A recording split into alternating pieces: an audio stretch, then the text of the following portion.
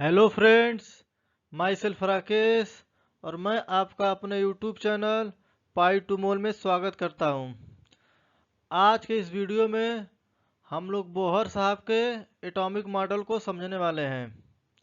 हम लोग देखेंगे कि बोहर साहब के एटॉमिक मॉडल कैसे इलेक्ट्रॉन के स्टेबिलिटी को एक्सप्लेन करता है।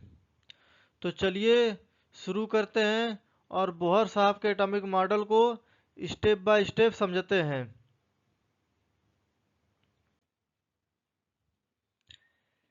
जैसा कि आप जानते हैं, क्लासिकल फिजिक्स के अकॉर्डिंग इलेक्ट्रॉन जब न्यूक्लियस के अराउंड घूमता है तो कंटिन्यूसली एनर्जी लॉस करता है, जिसकी वजह से एटम अनस्टेबल होना चाहिए।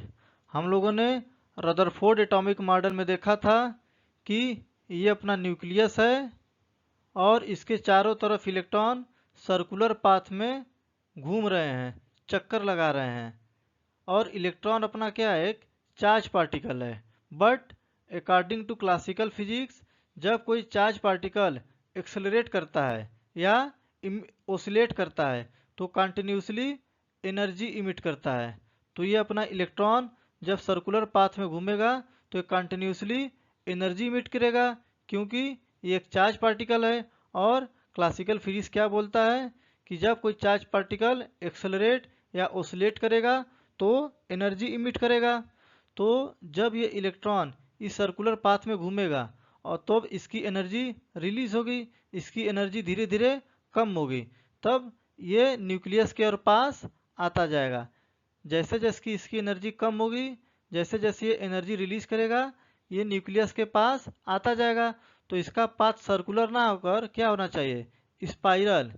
इसका पाथ क्या होगा, स्पाइरल। और ये अल्टीमेटली न्यूक्लियस में आके कोलैप्स हो जाएगा। तो इस तरह से अपना अपना जो एटम है उसकी स्टेबिलिटी एक्सप्लेन नहीं हो पा रही थी। तो इस प्रॉब्लम को सॉल्व करने के लिए नील बोहर साहब ने 1913 में अपना एटॉमिक मॉडल प्रपोज किया, जिसमें उन्होंने कुछ इम्पोर्टेंट अजम्पशन दिए, कुछ इम्पोर्टेंट पास्टुलेट्स दिए जो एटॉमिक स्ट्रक्चर को समझने में मदद कर रहा था। तो चलिए देखते हैं बोहर का एटॉमिक मॉडल के जो बेसिक पास्टुलेट्स क्या हैं उसको देखते हैं, जो एक्सप्लेन करता है कि इलेक्ट्रॉन एटम के अंदर कैसे बिहेव करता है। तो बोहर साहब का फर्स्ट पास्टुलेट क्या था, an atom consist of heavily positively charge particles in the centers known as nucleus. ये तो हमने रदरफोर्ड एटॉमिक मॉडल में भी देखा था कि एटम के सेंटर में एक पॉजिटिवली चार्ज पार्टिकल है जो हैवीली मास्ड है। मींस एटम का मैक्सिमम मास सेंटर में कंसंट्रेटेड है और ये पॉजिटिवली चार्ज पार्टिकल है जिसको हम लोग न्यूक्लियस बोलते हैं। ये तो अपने रदरफोर्ड साहब ने भी बताया था। तो बोहर साहब ने ऐसा अलग क्या बताया, रदरफोर्ड साहब ने बोला था कि ये जो न्यूक्लियस है इसके अराउंड ये जो इलेक्ट्रॉन सर्कुलर पाथ में चक्कर लगा रहे हैं ये कहीं पर भी लगा सकते हैं। मींस ये फिक्स्ड पाथ इसका नहीं था। बट बोहर साहब ने बोला कि नहीं, एक्चुअल में ऐसा नहीं होता है। जो इलेक्ट्रॉन चक्कर लगाते हैं वो कुछ स्पेसिफिक परमिटेड पाथ में चक्कर लगाते हैं, वो कुछ फिक्स सर्कुलर ऑर्बिट में ही चक्कर लगाते हैं। इट मीन्स कि ये जो अपना ये इलेक्ट्रॉन चक्कर लगा रहा है, ये जो सर्कुलर पाथ है ये फिक्स होगा। ये इसी सर्कुलर पाथ में ही रहकर चक्कर लगा सकता है, इसी सर्कुलर पाथ में ही घूमेगा। या और भी पाथ हो सकते हैं, और भी परमिटेड पाथ हो सकते हैं। बट जैसे ये अपने एक परमिटेड पाथ ये है, अपना दूसरा परमिटेड पाथ ये R1 डिस्टेंस पे है। अपना जो थर्ड सर्कुलर ऑर्बिट है ये R2 डिस्टेंस पे है। ये R1 डिस्टेंस पे, ये R2 डिस्टेंस पे। इसका मतलब क्या हुआ कि ये जो इलेक्ट्रॉन है जब ये सर्कुलर पाथ में घूमेगा, जब ये इलेक्ट्रॉन के चारों तरफ न्यूक्लियस के चारों तरफ चक्कर लगाएगा, तो या तो इस सर्कुलर पाथ में रहकर चक्कर लगाएगा, या तो इस सर्कुलर पाथ में घूमेगा, या तो इस सर्कुलर पाथ में घूमेगा, या तो इस सर्कुलर पाथ में घूमेगा। मीन्स एक फिक्स्ड पाथ होगा, एक परमिटेड, एक स्पेसिफिक पाथ होगा, एक स्पेसिफिक सर्कुलर पाथ होगा जिसमें वो चक्कर लगाएगा। इन दोनों के बीच में ये जो अपना R डिस्टेंस पे R1 डिस्टेंस है, इन दोनों के बीच में इलेक्ट्रॉन नहीं मिलेगा, इन दोनों के बीच में नहीं मिलेगा, इन दोनों के बीच में, इन दोनों के बीच में नहीं मिलेगा। या तो इस पाथ में होगा, या तो इस पाथ में होगा, या तो इस पाथ में होगा। मीन्स एक फिक्स सर्कुलर ऑर्बिट ही परमिटेड है, किसी भी लोकेशन पे रहकर वो न्यूक्लियस के अराउंड चक्कर नहीं लगाएगा। तो according to Bohr's according to Bohr's atomic model कि जो उनका एटम का स्ट्रक्चर कैसा था कि सेंटर में एक पॉजिटिवली चार्ज पार्टिकल है जो हैवीली मास्ड है, जिसको हम लोग न्यूक्लियस बोलते हैं, और इसके चारों तरफ इलेक्ट्रॉन चक्कर लगाते हैं एक स्पेसिफिक पाथ में ही, एक फिक्स पाथ में ही, एक फिक्स सर्कुलर पाथ में ही चक्कर लगाते हैं कि कहीं किसी भी लोकेशन पर रहकर वो इलेक्ट्रॉन के न्यूक्लियस के चारों तरफ नहीं घूमेंगे, वो एक फिक्स सर्कुलर ऑर्बिट में ही रहकर न्यूक्लियस के चारों तरफ घूमेंगे। बोहर साहब का नेक्स्ट पास्टुलेट क्या था? Electrons do not emit energy while moving in their fixed path known as stationary energy level. Bohr साहब ने क्या बोला कि जब इलेक्ट्रॉन इस न्यूक्लियस के अराउंड चक्कर लगा रहे हैं, ये इलेक्ट्रॉन अपना जब न्यूक्लियस के अराउंड चक्कर लगा रहे हैं तो एनर्जी इमिट नहीं कर रहा है। उन्होंने बोला कि हमें नहीं पता कि क्लासिकल फिजिक्स क्या बोलता है। क्लासिकल फिजिक्स क्या बोल रहा था कि जब कोई चार्ज पार्टिकल एक्सेलरेट करता है या ओसिलेट करता है तो कंटिन्यूसली एनर्जी इमिट करता है। बट बोहर साहब ने क्या बोला, ये हमें नहीं पता कि ये कैसे होता है, बट जब इलेक्ट्रॉन न्यूक्लियस के चारों तरफ चक्कर लगा रहे हैं तो कोई भी एनर्जी इमिट नहीं कर रहा है। ये अपना न्यूक्लियस है और ये अपना इलेक्ट्रॉन है, ये जब इसके चारों तरफ चक्कर लगा रहा है तो कोई भी एनर्जी इमिट नहीं कर रहा है। अब ये कैसे हो रहा है इसको वो एक्सप्लेन नहीं कर पा रहे थे, बट ये बोल रहे थे, उनका ये पास्टुलेट था, एजम्पशन था कि जब इलेक्ट्रॉन न्यूक्लियस के चारों तरफ चक्कर लगाता है तो कोई भी एनर्जी इमिट नहीं करता है, उसकी एनर्जी फिक्स्ड होती है। अपना रदरफोर्ड एटॉमिक मॉडल क्यों फेल हुआ था? ये इसी वजह से फेल हुआ था कि ये जो क्लासिकल फिजिक्स सब बोल रहा था कि ये कंटिन्यूसली एनर्जी इमिट करेगा, जिसकी वजह से इलेक्ट्रॉन अपना अल्टीमेटली न्यूक्लियस में कोलैप्स हो जाएगा। बट बोहर साहब बोल रहे थे कि नहीं, ऐसा नहीं होता है, एक्चुअल में ऐसा नहीं होता है। उन्होंने एक्सपेरिमेंटली प्रूव किया था कि नहीं, एक्चुअल में ऐसा नहीं होता है। जब इलेक्ट्रॉन न्यूक्लियस के चारों तरफ घूमता है, जब इलेक्ट्रॉन न्यूक्लियस के चारों तरफ घूमता है तो कोई भी एनर्जी इमिट नहीं करता है, कोई भी एनर्जी इमिट नहीं करता है। और ये जो फिक्स पाथ है, ये जो फिक्स पाथ है, इसको हम लोग बोलते हैं स्टेशनरी एनर्जी लेवल। मीन्स इसकी एनर्जी फिक्स है। और स्टेशनरी का मतलब ये नहीं हुआ कि इलेक्ट्रॉन स्टेशनरी है, स्टेशनरी का मतलब हुआ कि इसकी एनर्जी फिक्स्ड है, इसकी एनर्जी स्टेशनरी है, इसकी एनर्जी चेंज नहीं हो रही है। जब ये इलेक्ट्रॉन न्यूक्लियस के चारों तरफ घूम रहा है तो इसकी एनर्जी फिक्स है, ये कोई भी एनर्जी मीट नहीं कर रहा है। तो इस तरह से बोहर साहब जो एटम की स्टेबिलिटी है उसको एक्सप्लेन कर रहे थे। उन्होंने क्या बोला कि इलेक्ट्रॉन जब न्यूक्लियस के चारों तरफ घूमता है तो कोई भी एनर्जी मीट नहीं करता है, उसकी एनर्जी फिक्स्ड होती है। Now we will move to the next postulate of Bohr's theory. Bohr साहब का नेक्स्ट पास्टुलेट क्या था? An electron can move from one energy level to another by absorbing और emitting required amount of energy. जो Bohr साहब का next postulate क्या था कि इलेक्ट्रॉन एक लेवल से दूसरे लेवल में या तो एनर्जी इमिट करके या एब्जॉर्ब करके जा सकता है। हम लोगों ने देखा था कि न्यूक्लियस के अराउंड इलेक्ट्रॉन एक फिक्स परम्यूटेड पाथ में चक्कर लगाता है। तो एक ये मान लीजिए, एक ये पाथ है r1 डिस्टेंस पे, और ये अगला पाथ है r2 डिस्टेंस पे। अब यदि इलेक्ट्रॉन को इस लेवल से इस लेवल में जाना है तो उसको कुछ एनर्जी एब्जॉर्ब करना पड़ेगा। इसकी एनर्जी लेट सपोज E1 है और इसकी एनर्जी E2 है। तो जो दूर होगा न्यूक्लियस से उसकी एनर्जी ज़्यादा होगी, जो दूर होगा उसकी एनर्जी ज़्यादा होगी। तो यहाँ पे E2 is greater than E1। तो अब यदि इस इलेक्ट्रॉन को जो इस लेवल में घूम रहा है, जो R1 डिस्टेंस पे जो पाथ है उस पर घूम रहा है, वहाँ से निकल कर उसको यदि इस लेवल पे आना है जो R2 डिस्टेंस पे है, तो उसको कुछ एनर्जी एब्जॉर्ब करना पड़ेगा, क्योंकि E2 is greater than E1। Nucleus से जितना दूर होता है, जो पाथ न्यूक्लियस से जितना दूर होगा उसकी एनर्जी उतना ज़्यादा होगी।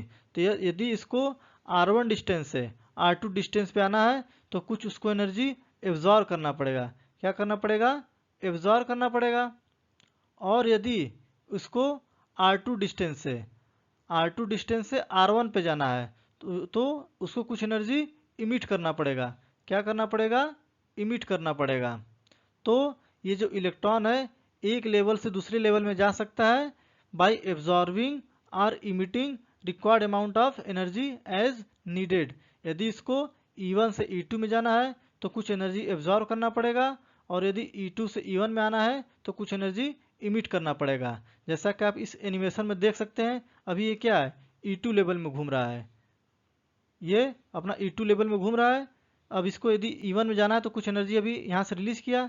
अब यहाँ से देखिए जैसे E2 में घूम रहा है, ये अपना E2 में घूम रहा है, ये अपना एनर्जी रिलीज हुआ तो किस में आ गया? E1 में आ गया।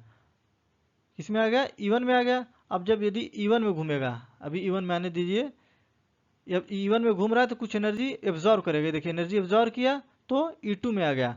तो इलेक्ट्रॉन एक लेवल से दूसरे लेवल में जा सकता है बाय एब्जॉर्बिंग और emitting required amount of energy. तो अब ये कितनी एनर्जी एब्जॉर्ब करेगा या कितनी एनर्जी इमिट करेगा? जैसे मान लीजिए इसकी एनर्जी क्या है? E2 है और इसकी एनर्जी E1 है।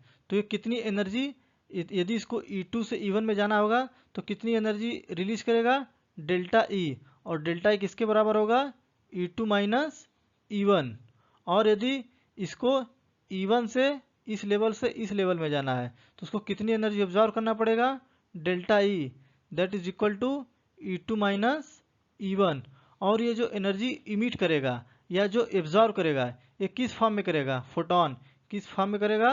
फोटोन। और हम लोग जानते हैं कि फोटोन की एनर्जी क्या होती है? H into new. फोटोन की एनर्जी क्या होती है? H into new.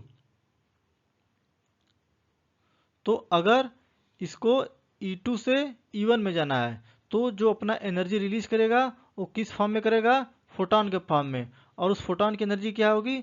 H into new. और यदि इसको E1 से E2 में जाना है, कहाँ से? E1 से E2 में, तो उसको कितनी एनर्जी एब्जॉर्ब करनी पड़ेगी? Delta E। और किस फॉर्म में करेगा ये? फोटोन के फॉर्म में। किस फॉर्म में? फोटोन के फॉर्म में। तो इस फोटोन की एनर्जी क्या होगी? H इंटू न्यू और Hc बाई लेमडा। तो हम लोग यहाँ से यदि हमें किसी इलेक्ट्रॉन को E1 लेवल से E2 लेवल में जाना है तो हम लोग किस वेवलेंथ का फोटोन उस पर डालें, किस वेवलेंथ का फोटोन उस इलेक्ट्रॉन पे डालें कि वो E1 से E2 लेवल में चले जाए। हमें डेल्टा E पता है, हमें E1 लेवल और E2 लेवल जो अपना ये पाथ है इसका लेवल और इन दोनों का एनर्जी लेवल हमें पता है। तो हम किस वेवलेंथ का फोटोन इस इलेक्ट्रॉन पे डालें कि ये अपना जो इलेक्ट्रॉन है E1 से E2 में चला जाए। तो यहाँ से हम लोग कितना भी डालेंगे? Hc by lambda. यहाँ से हम लोग वेवलेंथ निकाल सकते हैं।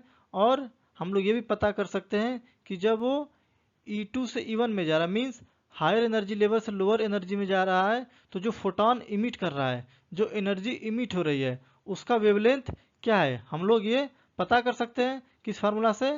Hc by lambda. और ये क्या? Delta E. Delta E the difference between the energy level. तो बोहर साहब का अगला पोस्टुलेट क्या था कि electron can move from one energy level to another by absorbing और emitting required amount of energy. Now we will see next postulates of Bohr's theory. तो Bohr साहब का अगला पोस्टुलेट क्या था? The angular momentum of an orbit is always quantized and only those are possibles whose angular momentum is an integral multiple of h upon 2 pi। इसका मतलब क्या हुआ कि देखिए हम लोगों ने देखा था अभी जो पिछला हम लोगों ने देखा जो पिछले पोस्टुलेट्स है कि ये अपना न्यूक्लियस है और इसके चारों तरफ ये इलेक्ट्रॉन सर्कुलर पाथ में चक्कर लगा रहे हैं। तो ये जो सर्कुलर पाथ है ये कुछ परमिटेड ही है, कुछ फिक्स सर्कुलर पाथ ही अलाउड है। तो ये पोस्टुलेट क्या बोल रहा था कि सिर्फ वही सर्कुलर पाथ पॉसिबल है, सिर्फ वही सर्कुलर पाथ परमिटेड है जिसका एंगुलर मोमेंटम एंगुलर मोमेंटम आप लोग फिजिक्स में पढ़ेंगे कि जब कोई पार्टिकल सर्कुलर मोशन में होता है तो उससे एसोसिएटेड एंगुलर मोमेंटम होता है जिसकी वैल्यू होती है mv/r। तो सिर्फ वही पाथ परमिटेड है, सिर्फ वही सर्कुलर पाथ अलाउड है जिसका एंगुलर मोमेंटम किसके बराबर होगा, इंटीग्रल मल्टीपल ऑफ NH/2 जिसका एंगुलर मोमेंटम किसके बराबर होगा, NH/2 where n equal to 1 2 3 and so on. तो सिर्फ तो जैसे यदि हम n इक्वल टू 1 लेंगे तो क्या हो जाएगा, h/2, 2h/2, 3h/2 इस तरह से। तो सिर्फ वही सर्कुलर पाथ पॉसिबल है, सिर्फ वही सर्कुलर पाथ परमिटेड है जिसकी वैल्यू किसके बराबर होगी, जिसके एंगुलर मोमेंटम की वैल्यू NH/2 के बराबर होगी।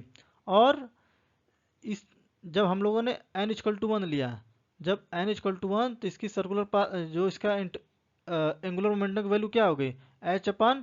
तो हमें क्या, ये पहला ऑर्बिट मिल गया, ये हमारा जो फर्स्ट ऑर्बिट है n इक्वल टू 1। तो ये जो फर्स्ट ऑर्बिट है इसको हम लोग k सेल बोलते हैं, या हम इसको k से डिनोट कर सकते हैं या 1 से डिनोट कर सकते हैं।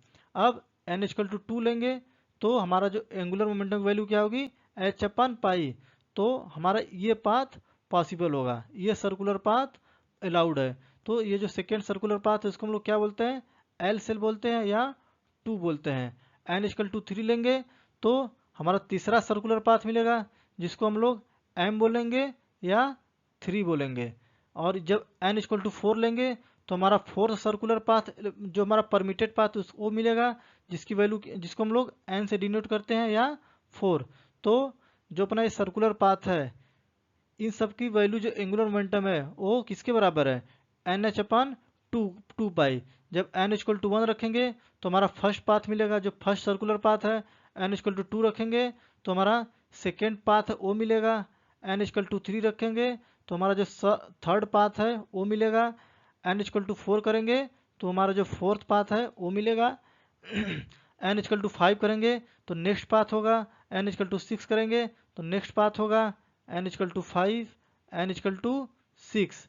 तो हम लोग ये जो सर्कुलर पाथ है इसको कैसे डिनोट कर रहे हैं, या 1 2 3 4 5 6, या तो ऐसे डिनोट करते हैं n इक्वल टू 1 2 3 4 5 6, या इसको बोलते हैं k l m n, इस तरह से डिनोट करते हैं। तो ये जो सर्कुलर पाथ है इसको हम लोग k shell, l shell, m shell, n shell, या n equal to 1, n equal to 2, n equal to 3 इस तरह से इसको डिनोट करते हैं। अब यहाँ पे एक और टर्म है quantize, angular momentum of an orbit is always quantize. अब इस क्वांटाइज का मतलब क्या हुआ कि जैसे इस क्वांटाइजेशन को आप इस एग्जांपल से समझ सकते हैं कि जैसे आपके घर में स्टेयर होंगे, आपके घर में जो स्टेयर है उसके एक स्टेप की हाइट क्या है, मान लीजिए 1 फीट है, एक स्टेप की हाइट 1 फीट है। ये आपके घर में जो स्टेयर है उसकी एक स्टेप की जो हाइट है ये 1 फीट है, इसकी भी हाइट 1 फीट है और इसकी भी हाइट 1 फीट है। और यदि मैं आपसे बोलूं कि आप जाकर 2.5 हाइट पे 2.5 फीट पे जाकर खड़े हो जाइए तो क्या पॉसिबल है, मैंने क्या बोला कि आप जाकर 2.5 फीट पे खड़े हो जाओ, तो ये आप नहीं कर सकते। या तो आप 1 फीट पे खड़े हो पाओगे, या तो 2 फीट पे खड़े हो पाओगे, या तो 3 फीट पे खड़े हो पाओगे, 2.5 फीट पे खड़े नहीं हो पाओगे, ये आपको एक्सेसिबल नहीं है। तो क्वांटाइजेशन का मतलब क्या होता है कि जब किसी चीज़ की वैल्यू हम लोग फिक्स कर देते हैं, मीन्स हम लोग एक फिक्स सेट ऑफ वैल्यूज कर देते हैं कि इसकी वैल्यू उसी में से हो सकती है। जैसे हम लोगों ने स्टेयर में क्या फिक्स कर दिया कि यदि आप या तो 1 पे हो गए, या तो 2 पे हो गए, या तो 3 पे हो गए, या तो 4, या तो 5, तो आप इसी मतलब जो फिक्स सेट ऑफ वैल्यूज है सिर्फ इसी में से अलाउड है, इसके बाहर से अलाउड नहीं है। तो हमने क्या किया, उसके प्रॉपर्टीज को क्वांटाइज कर दिया। क्या किया, क्वांटाइज कर दिया। क्वांटाइजेशन मतलब क्या होता है, जब किसी प्रॉपर्टीज को आप फिक्स कर देते हो कि वो फिक्स सेट ऑफ वैल्यूज में से ही हो सकता है तो क्या हो गया, क्वांटाइज हो गया। तो हम लोगों ने यहाँ पे क्या किया कि ये जो अपना एंगुलर ऑर्बिट है उसको हमने उसकी जो वैल्यू है वो फिक्स कर दिया कि वो उसकी जो हम लोगों ने ये जो अपना ऑर्बिट है उसकी जो एंगुलर मोमेंटम है उसकी वैल्यू हमने फिक्स कर दी कि या तो h/2 पाई हो सकता है, या 2h/2 पाई हो सकता है, या 3h/2 पाई हो सकता है, या 4h/2 पाई हो सकता है। मीन्स इसी फिक्स सेट ऑफ वैल्यूज में से हो सकता है। तो हमने यहाँ पे एंगुलर मोमेंटम को क्या कर दिया, क्वांटाइज कर दिया। इसको आप लोग किसी एक दूसरे एग्जांपल समझ सकते हैं। जैसे आप मार्केट में चॉकलेट लेने गए, दुकानदार के पास आपने चॉकलेट खरीदने गए, तो आप उससे क्या बोलेंगे, या तो हमें 1 पैकेट चॉकलेट दो, या 2 पैकेट चॉकलेट दो, या 3 पैकेट चॉकलेट दो। ऐसा नहीं बोलोगे कि हमें 1.5 पैकेट चॉकलेट दो या 2.5 पैकेट चॉकलेट दो। मीन्स यहाँ पे जो आप चॉकलेट खरीद रहे हैं उसकी फिक्स वैल्यू होगी, या तो 1 होगी, या तो 2 होगी, या तो 3 होगी। मीन्स वो फिक्स सेट ऑफ वैल्यूज में से ही हो सकता है। मीन्स आपने यहाँ इसको क्या बोलते हैं कि क्वांटाइजेशन बोलते हैं। जब आप लोग किसी चीज़ के प्रॉपर्टी को, किसी प्रॉपर्टीज़ की वैल्यूज़ को फिक्स सेट ऑफ वैल्यूज़ में से ही ले सकते हैं। उसके वैल्यू को आप लोगों ने फिक्स कर दिया, मीन उसके प्रॉपर्टीज़ को आप लोगों ने क्वांटाइज कर दिया। अब ऐसा नहीं है कि ये जो वैल्यूज़ है ये 1 2 3 जो इंटीजर ही हो सकते हैं, ये क्या हो सकते हैं, ये 1.5 भी हो सकता है। जैसे हम लोगों ने क्या फिक्स कर दिया कि जो फिक्स सेट ऑफ वैल्यूज़ है ये 1.5 होगा, या 2.3 होगा, 2.7 होगा, 9 होगा। तो हम लोगों ने यहाँ पे एक जो सेट ऑफ वैल्यूज उसको फिक्स कर दिया, या तो 1.5 हो सकता है, या 2.3 हो सकता है, या 2.7 हो सकता है, या 9 हो सकता है। मीन्स हम लोगों ने इसको क्वांटाइज कर दिया। तो क्वांटाइजेशन का मतलब होता है जब किसी प्रॉपर्टीज़ के वैल्यू को आप लोग फिक्स कर देते हैं कि वो किसी इसी सेट ऑफ वैल्यूज में से हो सकते हैं, तो मीन्स आप लोगों ने इसको क्वांटाइज कर दिया। तो इसी तरह जो बोहर साहब ने बोला, क्या अपना पास्टुलेट क्या दिया कि जो अपना एंगुलर मोमेंटम है वो क्या है, क्वांटाइज है। एंगुलर मोमेंटम क्या है, क्वांटाइज है, और उसकी जो वैल्यू हो वो किसके बराबर होगी, NH/2 पाई के बराबर होगी। और सिर्फ वही सर्कुलर पाथ परमिटेड है जिसकी एंगुलर मोमेंटम की वैल्यू NH/2 पाई के बराबर होगा। अभी हम लोगों ने देखा कि जो अपना इलेक्ट्रॉन है वो न्यूक्लियस के चारों तरफ एक सर्कुलर पाथ में घूमता है, एक सर्कुलर ऑर्बिट में चक्कर लगाता है। तो अब हम लोग देखेंगे कि सर्कुलर ऑर्बिट का जो है इसकी रेडियस की वैल्यू क्या होगी। इस रेडियस को हम लोग कैलकुलेट करेंगे। तो आप लोगों ने इलेक्ट्रोस्टैटिक में पढ़ा होगा, फिजिक्स में पढ़ा होगा कि जब दो charge particle Q1 and Q2, एक चार्ज पार्टिकल Q1 है और एक चार्ज पार्टिकल Q2 है, जब कोई चार्ज पार्टिकल एक दूसरे के नज़दीक होते हैं तो इनके बीच में क्या लगता है, फोर्स लगता है। क्या लगता है, फोर्स। और उस फोर्स को हम लोग क्या बोलते हैं, इलेक्ट्रोस्टैटिक फोर्स। क्या बोलते हैं, इलेक्ट्रोस्टैटिक फोर्स। और जब ये जो चार्ज पार्टिकल ये अपोजिट इन नेचर होता है, मीन्स एक हो गया पॉजिटिव और एक हो गया निगेटिव, जब ये अपोजिट इन नेचर होते हैं इनके बीच जो फोर्स लगता है वो कौन सा फोर्स लगता है, अट्रैक्टिव फोर्स। इनके बीच क्या होता है, अट्रैक्शन होता है। तो यहाँ पे क्या लगेगा, जब ये अपोजिट इन नेचर होंगे तो इलेक्ट्रोस्टैटिक फोर्स लगेगा, और एक इसका होगा, कैसा होगा, attractive nature, means force of attraction लगेगा। तो हम लोग जानते हैं कि अपना इलेक्ट्रॉन क्या है, एक निगेटिवली चार्ज पार्टिकल है, और अपना न्यूक्लियस एक पॉजिटिवली चार्ज पार्टिकल है। मीन्स ये इनके बीच भी क्या लगेगा, इलेक्ट्रोस्टैटिक फोर्स ऑफ अट्रैक्शन लगेगा, क्योंकि ये दोनों चार्ज पार्टिकल हैं और अपोजिट इन नेचर हैं। तो उनके बीच कौन सा फोर्स लगेगा, इलेक्ट्रोस्टैटिक फोर्स ऑफ अट्रैक्शन। और हम लोग ये भी जानते हैं कि जब कोई पार्टिकल सर्कुलर मोशन में, जब सर्कुलर मोशन में होता है, जब कोई पार्टिकल सर्कुलर मोशन में होता है तो यहाँ पे एक फोर्स होता है, सेंट्रीपिटल फोर्स। कौन सा फोर्स होता है, सेंट्रीपिटल फोर्स। तो यहाँ पे जो इलेक्ट्रोस्टैटिक फोर्स ऑफ अट्रैक्शन है, ये जो इलेक्ट्रॉन और न्यूक्लियस के बीच में जो इलेक्ट्रोस्टैटिक फोर्स ऑफ अट्रैक्शन है वही कैसे काम करेगा, एज ए सेंट्रीपिटल फोर्स काम करेगा, एज ए सेंट्रीपिटल फोर्स काम करेगा। इट मीन्स कि अपना जो इलेक्ट्रोस्टैटिक फोर्स है, जो अपना इलेक्ट्रोस्टैटिक फोर्स वो किसके बराबर होगा, सेंट्रीपिटल फोर्स के बराबर होगा।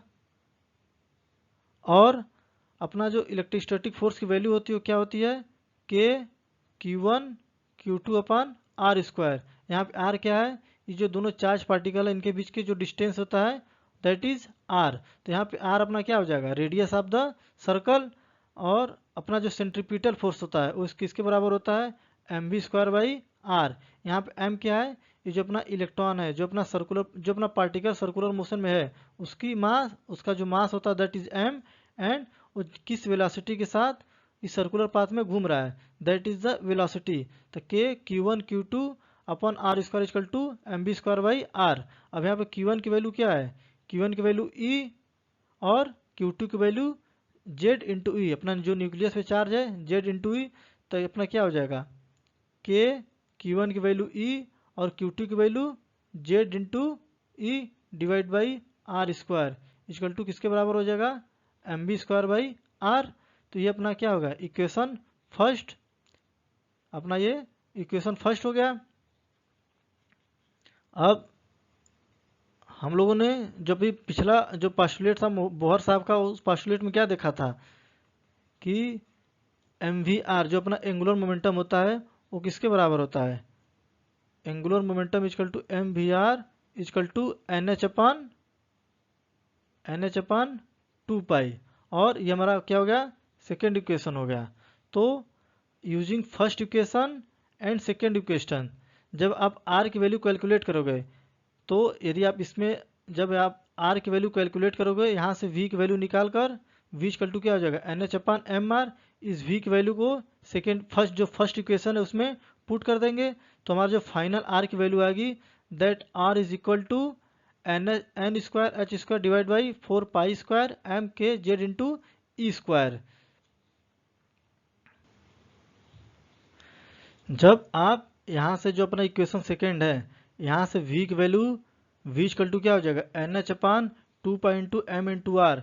यहाँ से v की वैल्यू इक्वेशन 2 से निकाल कर इक्वेशन 1 में डालेंगे, तो हमारा जो फाइनल r की वैल्यू मिलेगी वो क्या होगी, radius of the orbit equal to N square H square divide by 4 pi square M into K Z E square. इसको आप लोग और फर्दर मॉडिफाई कर सकते हैं, तो इसको हम लोग क्या लिख सकते हैं, r इक्वल टू इस फॉर्म में लिख सकते हैं। अब ये फॉर्म है, यदि आप यहाँ पे जो देखेंगे जो पहला टर्म है, यहाँ पे h क्या है, कांस्टेंट है, प्लैंक कांस्टेंट। m क्या है, मास ऑफ द इलेक्ट्रॉन, वो भी कांस्टेंट है। e क्या है, चार्ज ऑन द इलेक्ट्रॉन, वो भी कांस्टेंट है। और जो e होता है वो कोलम्बिक कांस्टेंट होता है, जो हम लोगों ने इलेक्ट्रोस्टैटिक फोर्स ऑफ अट्रैक्शन देखा। यहाँ पे जो k क्या है, एक कोलम्बिक कांस्टेंट है, जिसकी वैल्यू होती है 9 into 10⁹ newton metre coulomb square, newton metre square पर कूलम। तो ये जो मीन्स ये जो टर्म है इसकी क्या है, सारे फिक्स वैल्यूज हैं। और ये क्या अपना वेरिएबल है, एन चेंज हो सकता है, एन हमारा फर्स्ट ऑर्बिट है, सेकेंड ऑर्बिट है, थर्ड ऑर्बिट है। और जेड क्या है, अपना एटम का atomic number.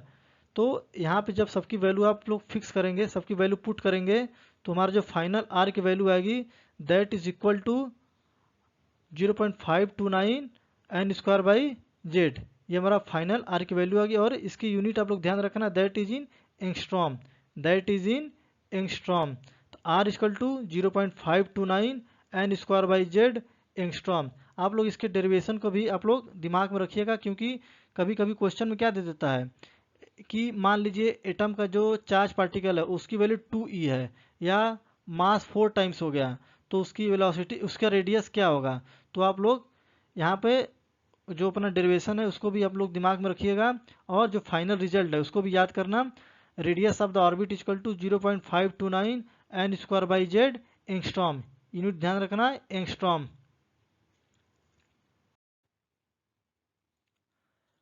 r equal to 0.529 N square by Z angstrom, where r is the orbit, where n is the orbit number. मतलब अपना जो फर्स्ट ऑर्बिट है इसकी रेडियस निकालना है, तो N equal to 1। Second orbit है इसकी वैल्यू निकालनी है, इसकी रेडियस निकालते N equal to 2। Third orbit की रेडियस निकालते हैं तो एन इक्वल टू 3। और Z is the atomic number of the atom. तो यदि हम लोग हाइड्रोजन एटम के लिए निकालेंगे तो जेड की वैल्यू क्या हो जाएगी 1, और एन की वैल्यू 1 रखेंगे, तो आर इक्वल टू क्या हो जाएगा 0.529 एंगस्ट्रॉम। और हम लोग इसको क्या बोलते हैं, बोहर्स रेडियस। तो बोहर्स रेडियस की वैल्यू क्या हो गई 0. जिसको हम लोग ए नॉट से डिनोट करते हैं, A naught equal to 0.529 angstrom.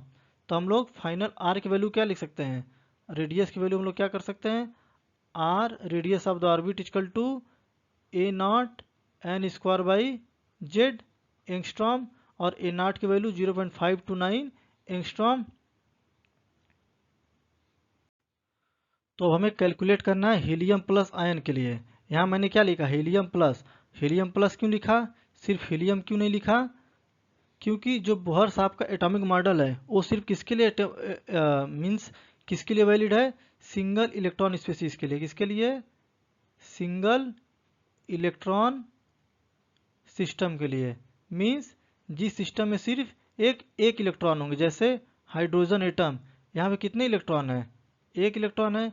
अपना हाइड्रोजन में कितने इलेक्ट्रॉन है, 2 इलेक्ट्रॉन। तो यहाँ से एक इलेक्ट्रॉन को निकाल देंगे तो अपना क्या बन जाएगा, हीलियम प्लस। अब यहाँ पे भी क्या है, एक इलेक्ट्रॉन। यदि हमें लिथियम का देखना पड़ेगा तो हमें लिथियम 2+ करना पड़ेगा। क्यों कि लिथियम अपना कितना इलेक्ट्रॉन है, 3 इलेक्ट्रॉन। बट जो बोहर साहब का मॉडल वो सिर्फ सिंगल इलेक्ट्रॉन सिस्टम के लिए है, तो यहाँ से हमें 2 इलेक्ट्रॉन निकालना पड़ेगा। तो इसको हम लोग क्या लिखेंगे, Li2+। तो इसीलिए हम लोगों ने यहाँ पे क्या लिखा, हीलियम, हीलियम प्लस। तो हमें हीलियम प्लस का R1 निकालना है। तो हम लोगों ने अभी क्या देखा कि R equal to A not an square by Z, और ए नॉट की वैल्यू क्या है, 0.529 angstrom. R equal to A not an square by Z for the helium, Z equal to 2। तो अपना R1 क्या हो जाएगा, ए नॉट 1 का square by 2 means A naught by 2। R2 की वैल्यू क्या हो जाएगी, A not 2 square by 2 means 2 A naught. R3 की वैल्यू क्या हो जाएगी, A not 3 square by 2 means 9 A naught by 2। ऐसे में लिथियम का देखना है। फॉर लिथियम Li2+, R1 की वैल्यू क्या हो जाएगी, Li के लिए क्या, लिथियम के लिए जेड की वैल्यू क्या उतना है 3। तो R1 की वैल्यू क्या हो जाएगी, A naught 1 square by 3। R2 की value a not 2 square by 3। R3 की value a not 3 square by 3। तो हमारा जो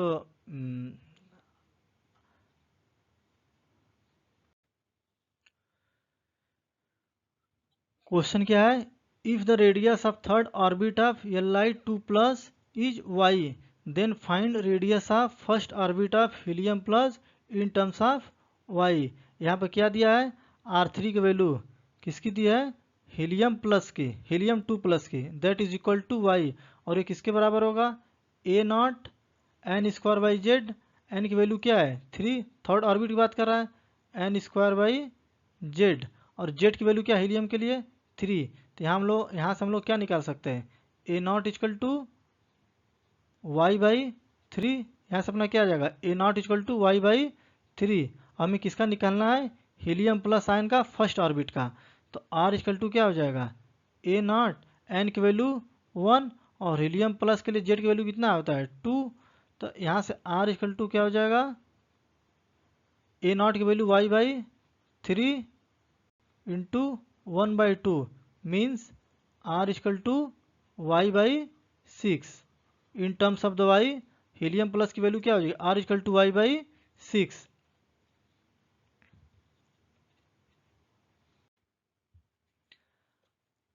अब हम लोग इस वीडियो को यहीं पे एंड करते हैं, इस सेशन को समाप्त करते हैं। अभी इसमें कुछ कुछ चीज़ें बाकी है, कि जैसे ये जो अपना न्यूक्लियस है, इसके अराउंड जो इलेक्ट्रॉन चक्कर लगाता है, इसकी वेलोसिटी क्या होगी। अपना न्यूक्लियस है, इसके अराउंड जो इलेक्ट्रॉन चक्कर लगा रहा है, किस वेलोसिटी के साथ चक्कर लगा रहा है, इसकी एनर्जी क्या है। और इस पर हम लोग कुछ क्वेश्चन प्रैक्टिस भी करेंगे। तो यदि आप चैनल पर नए हैं तो वीडियो नेक्स्ट पार्ट का अपडेट पाने के लिए चैनल को सब्सक्राइब करना ना भूलें। और आपको आज का कंटेंट कैसा लगा, इसको भी कमेंट करके ज़रूर बताइएगा। Thank you, all the best, keep watching, keep learning, bye bye.